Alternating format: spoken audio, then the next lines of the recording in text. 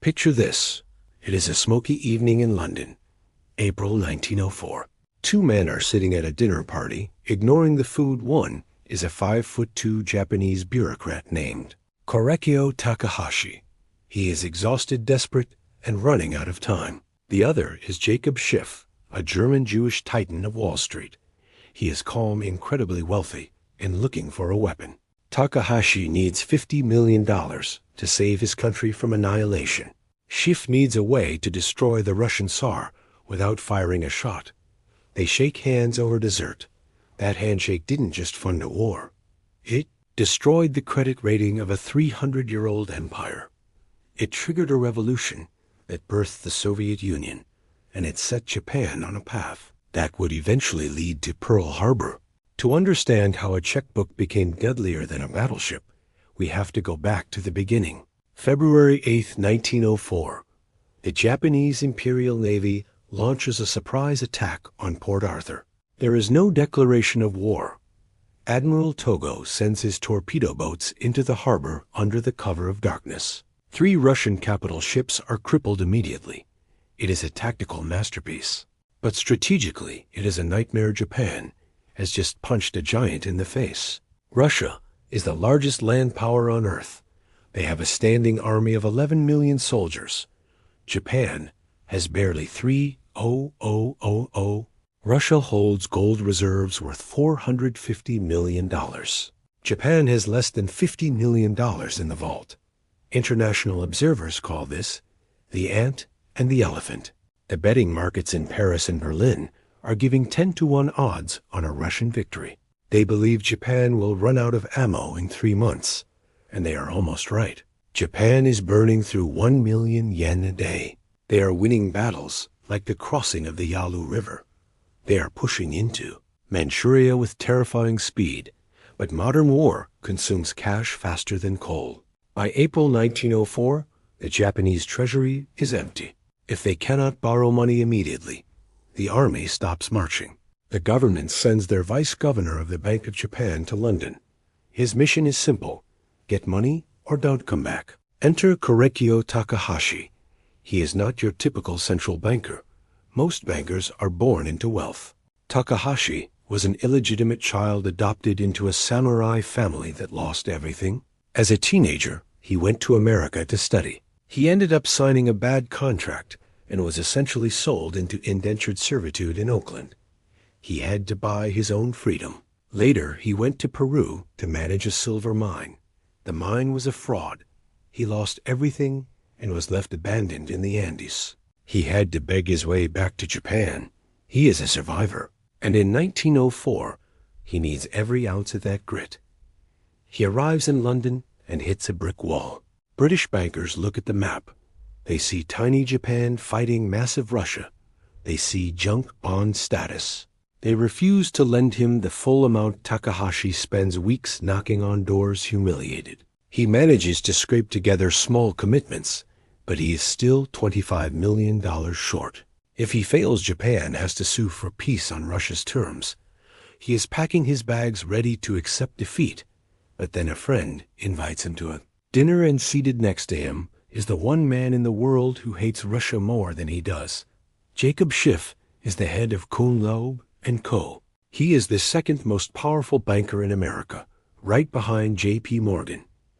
He has financed the railroads that built the United States, but his heart is heavy.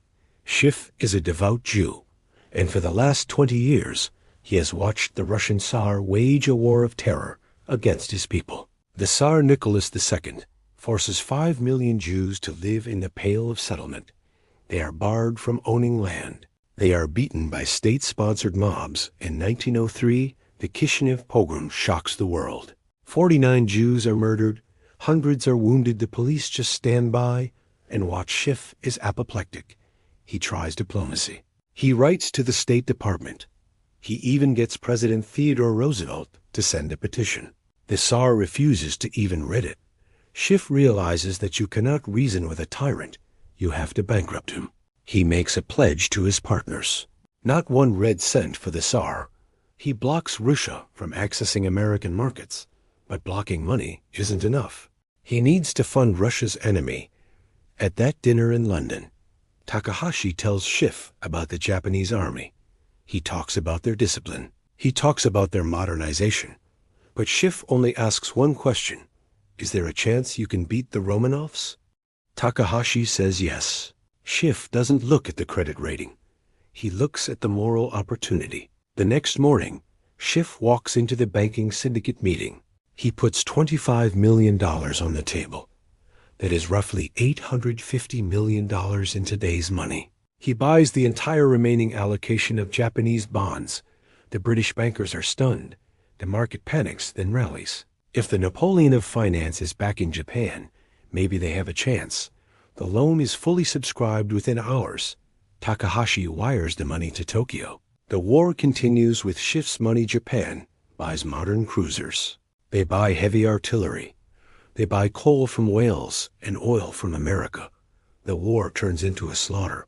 At the Battle of Nanshan, Japan loses 6,000 men in one day, but takes the hill. At the Battle of Mukden, 600,000 men clash in the snow. It is the largest land battle in human history. Up to that point, Japan wins, but they are bleeding white. They need more money. Takahashi goes back to Schiff. Schiff raises another $30 million. Then another $30 million. He launches a marketing campaign in New York. He sells Japanese war bonds to dentists, farmers, and shopkeepers. He frames it as a fight for freedom against tyranny. By the end of the war, Schiff and his syndicate raised $200 million.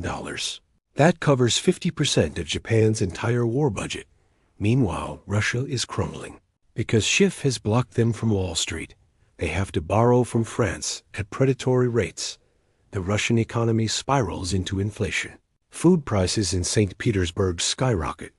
The Russian people are hungry, and they blame the Tsar. The climax comes at sea. The Tsar sends his Baltic fleet halfway around the world. It takes them 7 months to reach the Sea of Japan. Schiff watches the ticker tape in New York. If the Russian fleet wins, the Japanese bonds go to zero. Konlob & Co. faces ruin May 27, 1905. The Battle of Tsushima. Admiral Togo crosses the T. In 48 hours, the Japanese Navy sinks 2-1. Russian ships, 4,380 Russian sailors die. Japan loses 3 small torpedo boats. It is the most lopsided naval victory in history. When the news hits New York, Japanese bonds soar. Russian bonds collapse. The Tsar has no navy, no money, and no friends. He surrenders. The Treaty of Portsmouth is signed in September 1905. President Theodore Roosevelt wins the Nobel Peace Prize for brokering it, but the real winner is Jacob Schiff. Japan invites him to Tokyo in 1906. He is treated like a head of state. The emperor hosts him at the imperial palace. He becomes the first foreigner to receive the Order of the Rising Sun. He brings his daughter Frida, and they are cheered by crowds in the street. Schiff writes in his diary that he has helped a little people break the chains of a giant. But history has a dark sense of humor. By crushing the Tsar, Schiff broke the spine of the Russian government. The defeat in 1905 triggers the First Russian Revolution. The Tsar holds on for 12 more years, but he is a walking corpse. When World War I starts, the Russian economy collapses completely. In 1917, the Tsar abdicates. Schiff is overjoyed. He immediately sends money to the new provisional government. He thinks Russia will become a democracy. He is wrong. The chaos creates a vacuum, and into that vacuum steps Vladimir Lenin and the Bolsheviks. There is a persistent rumor that Schiff funded the Bolsheviks. We need to be precise here. Schiff was a capitalist. He hated communism. He funded the moderate Kerensky government. But his financial warfare against the Tsar created the conditions for the Bolsheviks to win. The Soviet Union rises from the ashes, and the Soviets go on to persecute Jews and bankers for the next 70 years. Schiff got his revenge, but the price was higher than he imagined. And what about Takahashi? The man who begged for money becomes a national hero. He returns to Japan and rises to the very top. He becomes the president of the Bank of Japan, then the Minister of Finance, then the Prime Minister. He is brilliant. Decades before Keynes, Takahashi invents modern stimulus spending. When the Great Depression hits in 1929, Takahashi saves Japan's economy while the West is crumbling. But he notices something dangerous. The Japanese military is getting too strong. The army is drunk on the victory against Russia. They want to conquer China. They want to conquer the Pacific. They demand unlimited budgets. Takahashi, the man who funded the first war, realizes the next one will destroy Japan. He tries to cut the military budget. He stands up to the generals. He tells them that economic stability is more important than conquest. February 26, 1936, a snowy morning in Tokyo. A group of young radical army officers storm Takahashi's house. They are shouting traitor. They find the 81-year-old man in his bedroom. They shoot him and slash him with swords. The weapons they used were paid for by the economy he built. The man who saved Japan was murdered by the monster he helped create. With Takahashi dead, the military takes total control. 5 years later, they attack Pearl Harbor. The battleships that strike Hawaii are the direct descendants of the ones Schiff and Takahashi paid for in 1904. This story forces us to rethink how the world works. We are taught that history is made by kings and generals. We memorize the dates of battles, but the Russo-Japanese War proves that the real battlefield is the bond market. Russia had more men. Russia had more land. But they had bad credit. Schiff and Takahashi didn't fire a single bullet. But they decided the winner. Schiff proved that a private citizen could bring a superpower to its knees just by moving capital. Today, we see the same mechanics. When nations are cut off from SWIFT, when assets are frozen, when credit ratings are downgraded, it is the same playbook Schiff wrote 120 years ago. Money is not neutral. Every loan is a vote for a certain kind of future. Schiff voted for the destruction of the Tsar. He got it, but he also got the Soviet Union and Imperial Japan. It leaves us with a chilling question. When the bankers and the generals go to war, who is actually in charge? So I want to turn this over to you. Looking at the outcome, the rise of the Soviet Union, and the militarization of Japan, was Schiff's intervention worth it? Option A. Yes, the Tsar was a tyrant who had to be stopped at any cost. Option B. No, the unintended consequences caused more suffering in the long run. Drop your vote in the comments. I'm seriously curious to see where you land on this, and if you want to understand the hidden money trails behind World War II, make sure you subscribe. We are digging into the Swiss banks next, and trust me, that story is even darker. Thanks for watching.